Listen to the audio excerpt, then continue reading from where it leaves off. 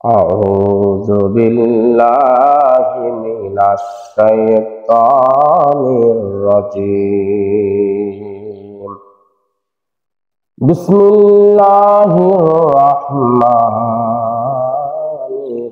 الرحيم يا أيها الذين آمنوا لا تتخذوا اليهود والنصارى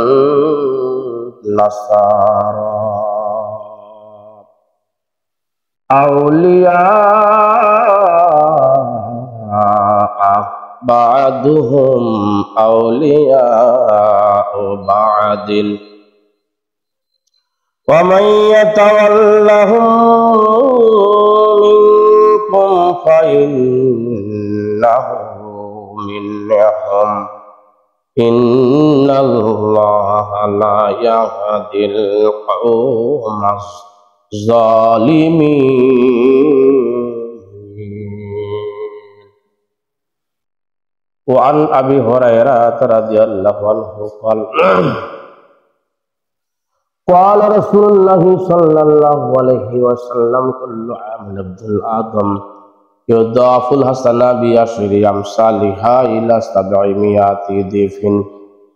মহান আল্লাহ সুবহানাহু ওয়া তাআলার দরবারে জানা শুকরিয়া যে আল্লাহ সুবহানাহু ওয়া তাআলা আজকে আপনাকে আমাকে বড় মেহেরবানি করে পবিত্র জুমার দিনে মসজিদে যথা সময় আসার জন্য তৌফিক দান করেছেন।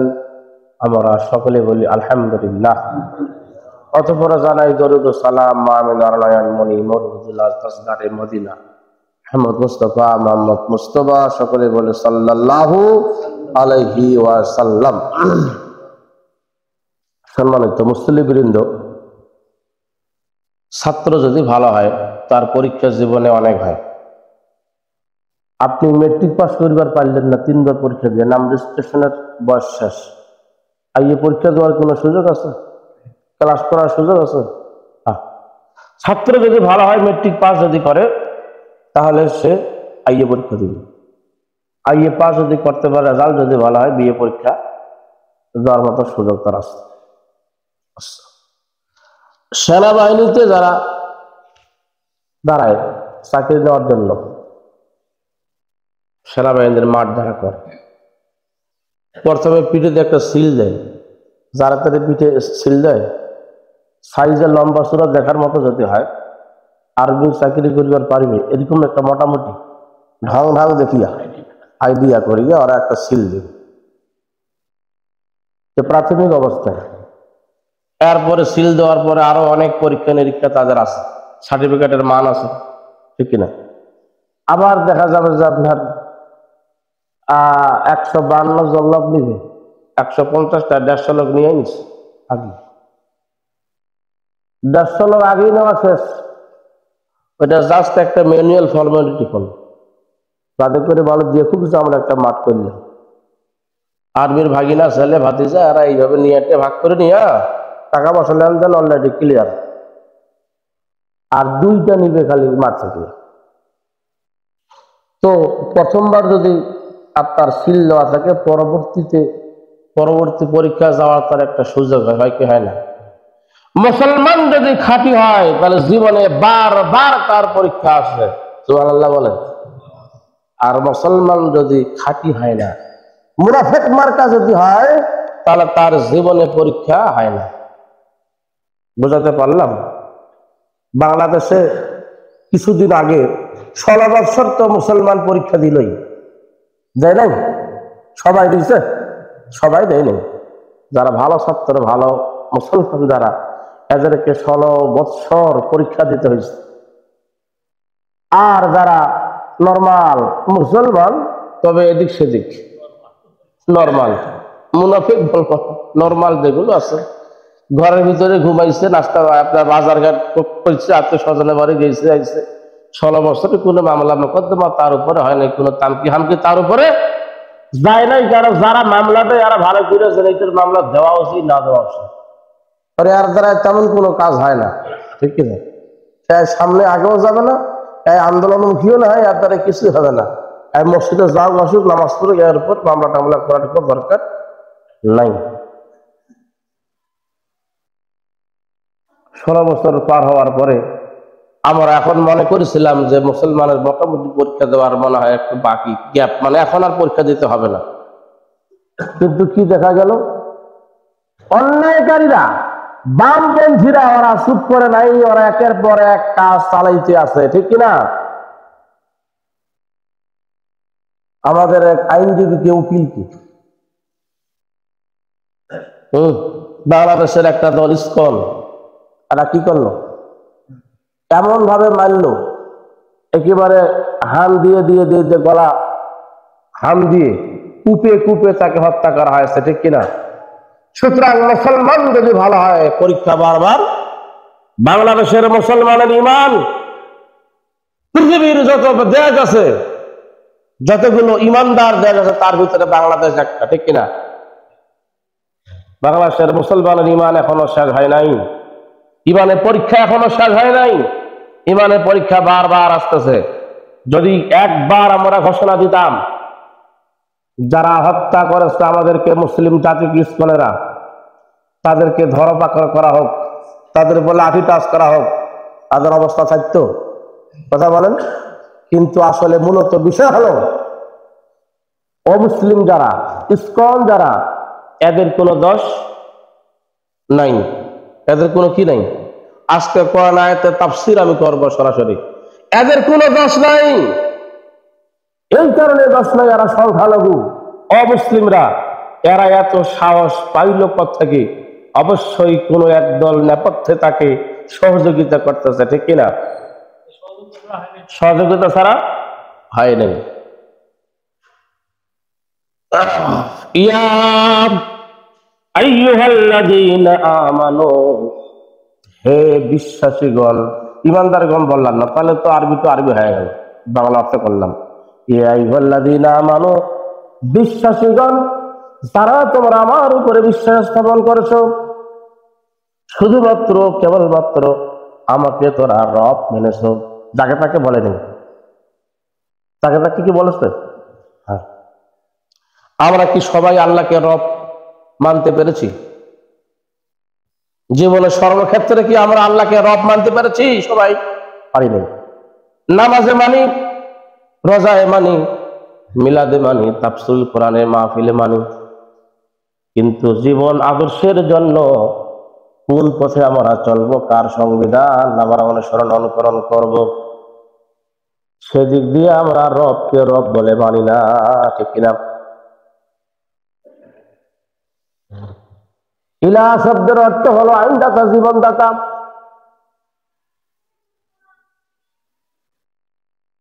বিধান যিনি তৈরি করেন তার নাম হলো বিধাতা। বাংলাদেশে অনেক বিধান আছে, অনেক সংবিধান আছে, আছে না নাই? যতগুলো দল ততগুলো সংবিধান, ততগুলো কিতাব।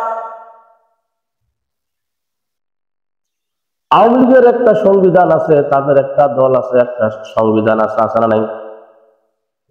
আমি সরাসরি নাম বলতেছি, বিএনপি যারা করে এদের একটা দল আছে, এদের একটা সংবিধান আছে।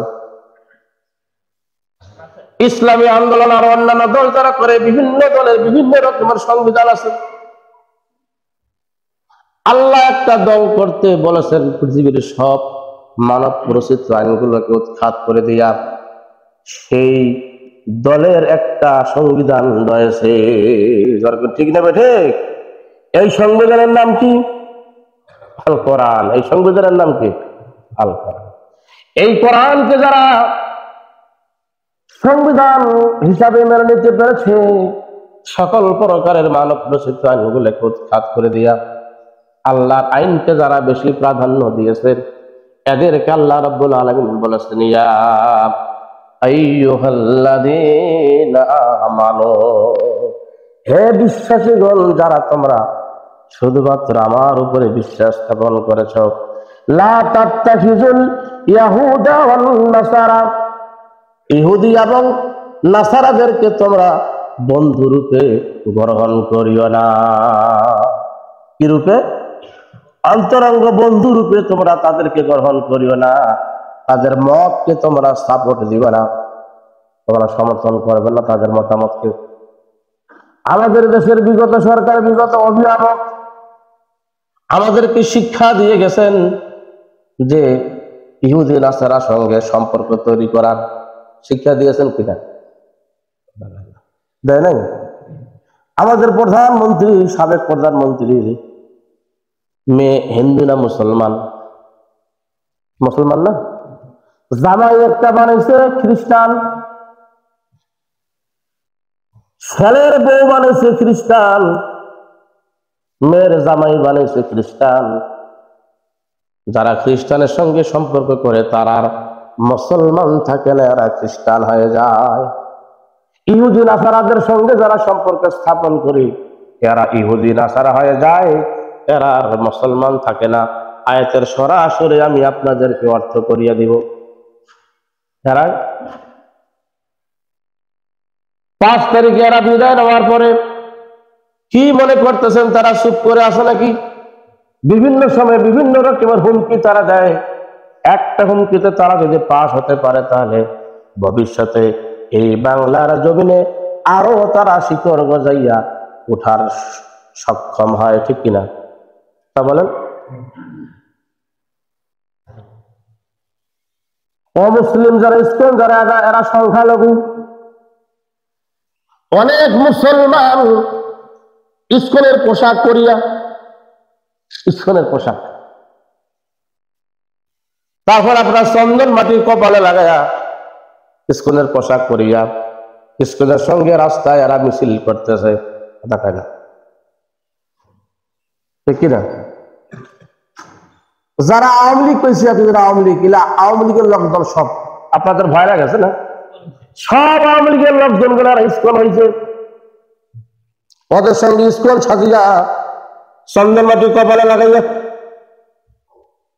আরো একটা ইন্ধন কিভাবে জ্বালা যায় মুসলমানদের মধ্যে সম্পর্ক নষ্ট করা যায়, তাদের চিন্তা ভাবনা হলো, হায়রে আমরা তো আর দেশে থাকতে পারলাম না, আমাদের শিকড় পর্যন্ত তারা কেটে দিচ্ছে, এখন মুসলমানে আর হিন্দুর মধ্যে একটা ফেসাদ সৃষ্টি করে দিব, ঠিক কিনা? এই জন্য ইসকনদেরকে সঙ্গে তারা শক্তিশালী হয় আর তাদের সাথে মিল করিয়া তারা বিভিন্ন রকমের পায় তারা শুরু করলো, ঠিক কিনা? আমি তো মনে করি অমুসলিমদের, ইসকনদের কোনো দোষ নাই, এদেরকে ইন্ধন দিতেছে এই সোনার বাংলাদেশের এক জাতীয় মুসলমান, ঠিক কিনা?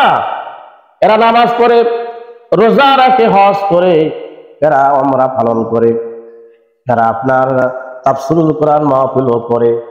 এই লোকগুলা এরা আবার ইসকনের পক্ষে সাপোর্ট দান করে, সাপোর্ট দেয়, এদের পক্ষে কথা বলে, এদের পক্ষে কি কথা বলে আসলে নাই? তারা কি সব ইসকন যারা মিছিল করলো, যারা ইসকন এরা? হ্যাঁ, কোরআনের ভাষায় কি বলা হচ্ছে? লা তাত্তাখিযুল ইয়াহুদা ওয়ান নাসারা, ইহুদি এবং নাসারাদের স্থাপন করো না যদি তোমরা নিজেকে মুসলমান বলে দাবি করো। তাদের মত, তাদের চিন্তা ভাবনাকে তোমরা সাপোর্ট করিও না, সমর্থন করো না। বাদুহুম আউলিয়া বাদিন, তারা কখনো তোমাদের বন্ধু হবে না যদিও তোমরা তাদের সঙ্গে বন্ধুত্ব স্থাপন করার চেষ্টা করো।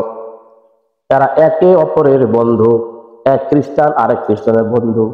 ইহুদি নাসারা খ্রিস্টান বিধর্মী অমুসলিম যারা আছে এরা কখনো তোমাদের বন্ধু হতে পারে না, তারা তাদের এই বন্ধু। তারা তাদের কি কথাগুলো কি বুঝাচ্ছে? এরা এদের এই বন্ধু, এরা কখনো তোমাদের বন্ধু হতে পারে না যদি তোমরা নিজেকে মুসলমান বলে দাবি করো, আল্লাহর উপরে বিশ্বাস স্থাপন করো, সেটা যদি তোমরা মনে প্রাণে দাবি করো, তাহলে তোমরা তাদের সঙ্গে কোনো প্রকারের বন্ধুত্ব সৃষ্টি করিও না।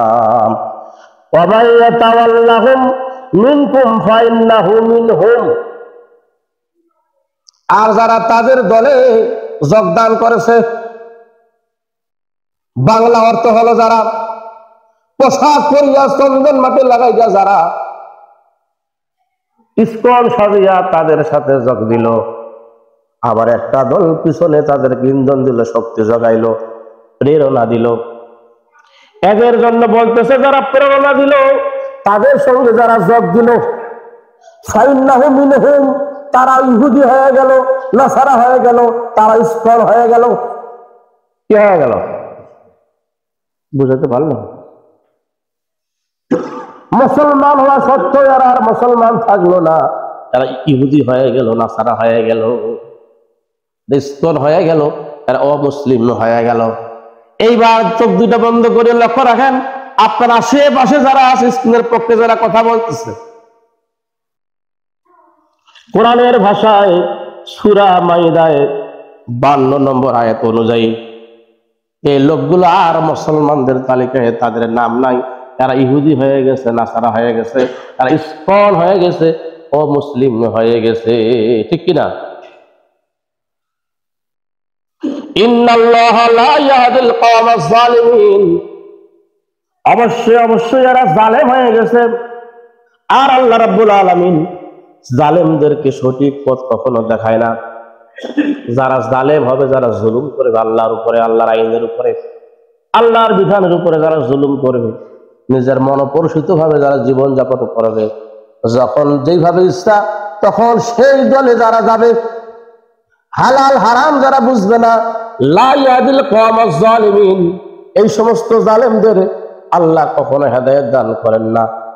এই সমস্ত জালেমেরা কখনো সঠিক পথ আল্লাহর কাছ থেকে যা পায় না। ঠিক কিনা? জালেম অবস্থায় এদের মৃত্যুবরণ হয়, জালেম অবস্থায় মৃত্যুবরণ হয়। সুতরাং অমুসলিম আমাদের বাংলাদেশে যারা আছে,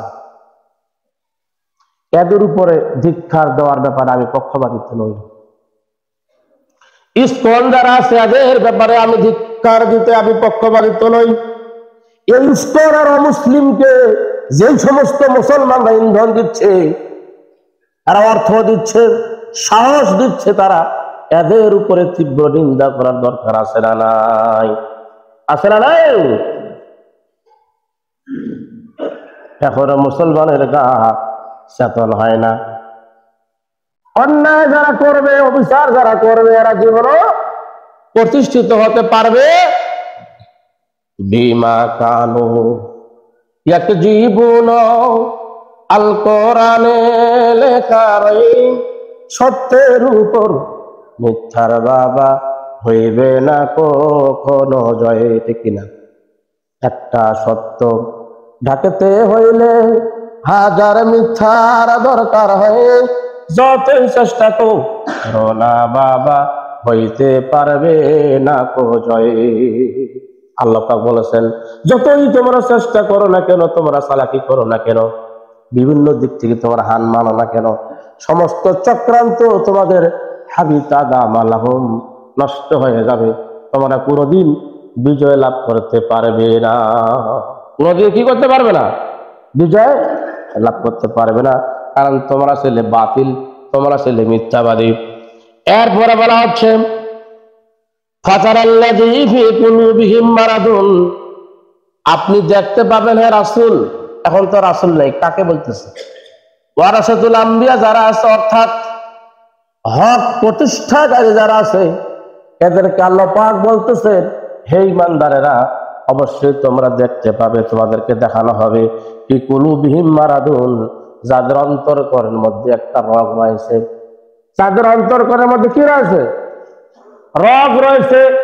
যাদের অন্তরকরণের মধ্যে অসুস্থতা রয়েছে, মানে স্বাভাবিক যারা নাই, টের পাইছেন? তারা প্রথমে যে বললাম, যারা নামাজ পড়েছে, রোজা রাখছে, হজ করেছে, যাকাত দিয়েছে, ভালো ভালো কাজ করেছে, কিন্তু এদের আচরণ মুনাফিকি এখনো যায় নাই। আল্লাহর জমিনে আল্লাহর দ্বীন কায়েম হবে, প্রতিষ্ঠিত হবে, সত্য, এরা এটা চায় না। এরা এখন স্কুলের পক্ষে কথা কয়, অমুসলিমের পক্ষে কথা কয়, যেই দল চলে গেছে তার পক্ষে এখনো মাঝে মাঝে হুঙ্কার বাড়ে। ক্লিয়ার? বুঝতে বাকি আছে? যদি কোরআন বুঝতে কষ্ট হয় আর যদি বিরোধিতা বলা হয়, একটা কাগজে লিখে দিবেন কর্তৃপক্ষের হাতে, সঠিকভাবে ব্যাখ্যা দেওয়ার আমি চেষ্টা করব। ভুল হবে না এমনটা নয়, ভুল হতে পারে, আমি মানুষ, আমি ভুল করবো না এমনটা নয়, কিন্তু আমি তো আজীবন ভুল ওয়াজ করিয়া যাব, ঠিক কিনা? এই জন্য যদি ভুল মনে হয় কর্তৃপক্ষের কাছে লিখিত আকারে দিবেন, আপনারা আমি এটাকে সংশোধন করার চেষ্টা করব ইনশাআল্লাহ বলেন। আর যদি আমার আলোচনা শ্রবণ করার পরে আপনার জীবনের কোনো অংশে ভুল যদি মনে হয়, আমার উদাত্ত আহ্বান থাকলো ওই পথ থেকে ফিরে আসিয়া সত্য দিনের পক্ষে আপনি আজীবন মৃত্যুর পূর্বক্ষণ পর্যন্ত কাজ করবে, ঠিক কিনা? অসুস্থতার ভিতরেও আমি আপনাদেরকে সার্ভিস দিচ্ছি, আলহামদুলিল্লাহ বলেন।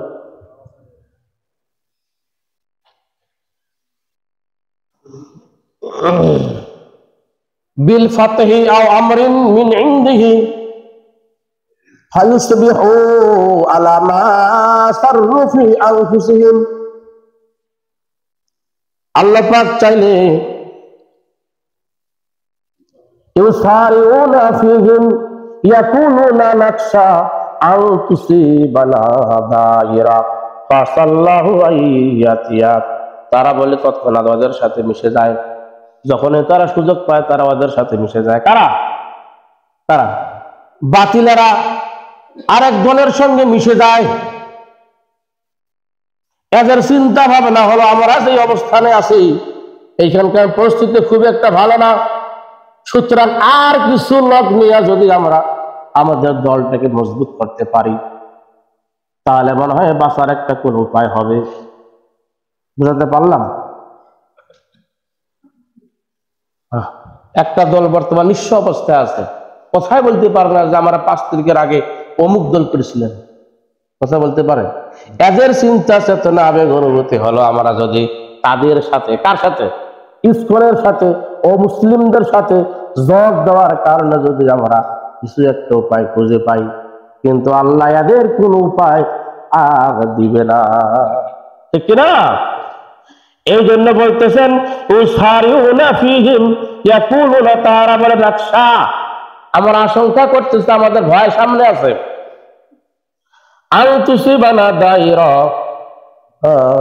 বিপদ আপদ আসার ব্যাপারে তারা চিন্তা করতেছে যে আমাদের উপরে কোনো বিপদ আপদ আসবে, তারাই আশঙ্কা করতেছে।